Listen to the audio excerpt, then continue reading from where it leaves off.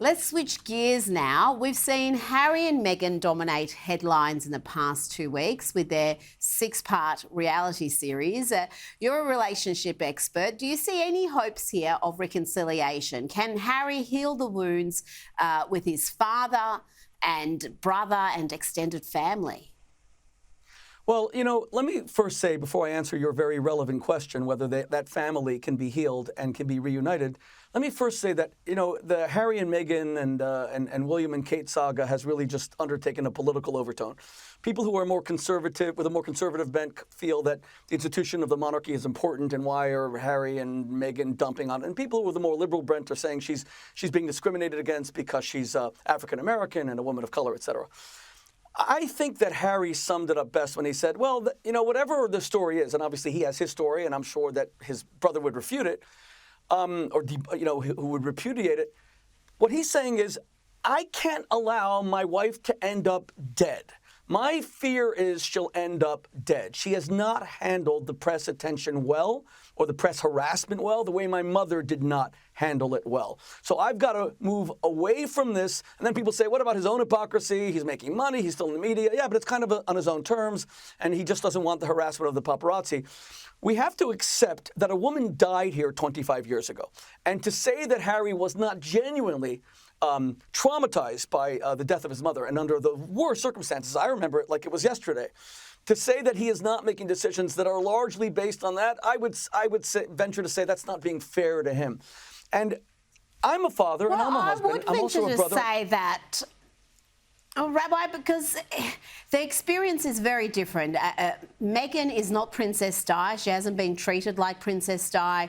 And she seemed to very much love the media attention, and when it was all adulation. It was only when there was some criticism mixed in that suddenly it was just intrusion and it was unbearable. And again, it's a little bit hard to buy this. We just want to live our lives and not have this media attention, where they're signing a $100 million Netflix series and having cameras in their kitchen and in their bedroom. And to me, it seems like, pick a story and stick with it. There's just so much confusion about what they say compared to what they actually do.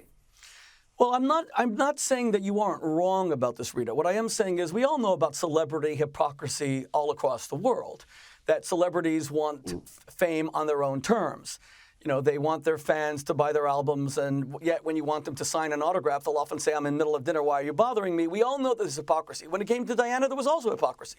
Everything you said about Meghan was also kind of true about Diana. She also courted publicity and did so with a lot of leaks, but she paid a very big price. What I'm saying is, in the final analysis, if you peel away this story from royalty and this big battle and institutions of monarchy, what you have is a man who is saying, whatever is going on, I don't want a repeat of the same. It doesn't mean that his wife is absolved of all guilt. She's not. It just means that he has to prioritize his nuclear family. His nuclear family is not his father and his brother and his sister-in-law. His nuclear family are his wife and 2 children. No matter how wrong Meghan may be, it's still his wife and his children. As a marriage counselor, I would tell a husband, you have to prioritize your family. But let's look for a second at the way Prince Andrew ended up. Monarchy is not normal. There's nothing normal about it.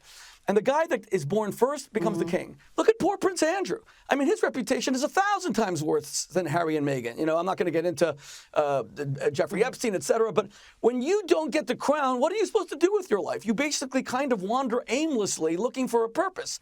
I actually think that monarchy is unfair to anyone who practices it. I love Australia. I'm married to an Australian. I go there all the time. I always wonder, what is the Queen doing on the bills? Australia has a tenuous connection at best to Britain. I think Australia is far more connected to the United States than even Britain. I'm not saying that they should remove, the Queen has passed away. She was a great woman. I'm not saying they should not put King Charles III on their money, but let's admit that monarchy is an ossified relic of the past. It kind of works as a celebrity institution, but as a belief that some people are born blue-blooded and better than others, it really goes against the grain, and that's why America rebelled against it. I think Australians have in large measure as well. Australia keeps the monarchy because it's not an imposition. They're not paying huge taxes on the monarchy. It's kind of like a nice thing about the past. But most Australians have, besides reading the tabloids, have no connection to the monarchy. Look, you're right. The celebrity aspect is interesting, but I think what most Australians really value about the monarchy is the stability it gives us in our government, in the way we do things. It is the head of state, but it is a largely ceremonial position. And we went to a referendum and we rejected a republic basically because there wasn't a model that we found that was superior to what we have. So it has its shortcomings, but it actually serves this country well. And I can't see, unless King Charles or King William go rogue, that will walk away from that institution in the short term anyway. Now I've got to ask you about this issue. But let me make one point. It may bring stability to the people of Australia. It may bring stability to the people of Great Britain. It does not bring stability to the people who practice it. I almost feel bad for King Charles, Camilla, William. I mean, it's an abnormal life. These people are suffering. How long will we see them suffer before we decide that our stability should not come at their expense? There's not one royal who's kind of stable. And who can blame them? It's not normal to live like this. They can abdicate if they don't want to. And one did. And one did. Them to serve, but it is. Edward VIII abdicated.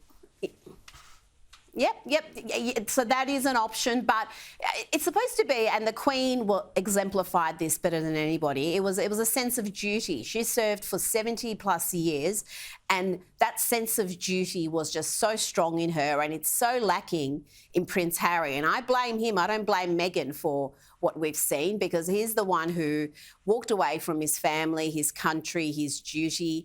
And if he walked away to save his nuclear family, then I would have no issue, but I just don't believe that's the case. I think he wants to have his cake. He wants all the titles and the adulation that comes with being a prince without any of the boring duty, turning up to unglamorous events and cutting ribbons and talking to people day and night. I don't think he's interested in that. But we've got to move on to an issue that matters far more, and that's the education gender gap, which is widening. Boys are trailing girls in just about every subject in high school. And yet there seems to be little concern, Rabbi, from authorities. What can be done to improve outcomes for boys? And how much does this constant talk of male privilege and toxic masculinity demotivate boys in school? Well, you're alighting on such an important subject. 15 years ago, I published a book called The Broken American Male. We've seen a deterioration in boys' school performance for decades now. It's not new. We're seeing a deterioration in men's mental health. And we're also seeing that a lot of women are kind of giving up on men. They see men as lacking confidence. 75% of all divorces in the West are initiated by women, even though those women know there's a very small chance, percentage-wise, of them remarrying. They'd rather be alone than be with a man that isn't addressing their needs. There is a tremendous crisis of masculinity. And I think part of it comes from stripping men of a spiritual core. We tell men that all that really matters is what they produce. It's not their heart, it's their hands. It's not what they feel, it's not what they say, it's what they make. And they're all hyper-competitive against each other. They don't have real camaraderie. They don't have real friends because they're all competitors. Look at the World Cup. We all just celebrated the World Cup. You know, I saw Kylian Mbappe looking so depressed at the end of the World Cup. The man had scored a hat trick. You would think that, like, his best friend died because it was all or nothing. You're either a winner or a loser. And you know what, Mbappe? You are a loser. You lost for France. That kind of hyper-competitiveness, it works in sports, but now we're translating it into the rest of life as well. The 400 are the only men that really matter. If you can sink an orange ball through a hoop, you know, you matter. And I feel that the message that men are getting is that their relationships, their marriages, their humanity, their personhood does not matter. We in the West have stripped culture and society of a knowledge of God, of a feeling that there's an infinite spark of the divine within us. Now, women suffer for this as well because they're reduced to only a shell, and beauty becomes the thing that they become hypersensitive about. But for men, they are not human beings, they are human doings. They just have to do and do and do, and they kind of give up after a while. So in school, you know, we see them endeavoring in things like sports, but not in their studies, which again is something of a more spiritual character. Do you know history? Do you know geology? Do you know geography? Do you know anthropology? And it's a rotten message, and our men are depressed, and they don't know how to relate to women. And the women are kind of moving on with that. You know, part of the story is not only that men are underperforming, it's that women are overperforming. A lot of women are working their guts out in school believing that, look, no guy's going to take care of me. And I'm not Tammy Wynette. I'm not going to stand by my man. I don't even have a man. I'm going to do things on my own. And women have proven themselves to be supremely capable, supremely artful, and supremely resourceful. And they're moving on without men. And the men feel they don't even know how to compete anymore. So that makes them sometimes even angrier. Rita, look what's happening here in America. We have 20-year-old men picking up, assault rifles, blowing people away, the anger, the rage. Now, we have to begin to address this from a spiritual perspective, that men are not just machines to produce. We have to talk to them. We have to get them to church and to synagogue. The holidays are a perfect time to do this.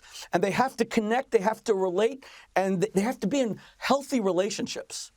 Rabbi Shmuley, you've given us plenty to think about. Thank you so much for joining me tonight. Thank you, Rita. Thank you. God bless you.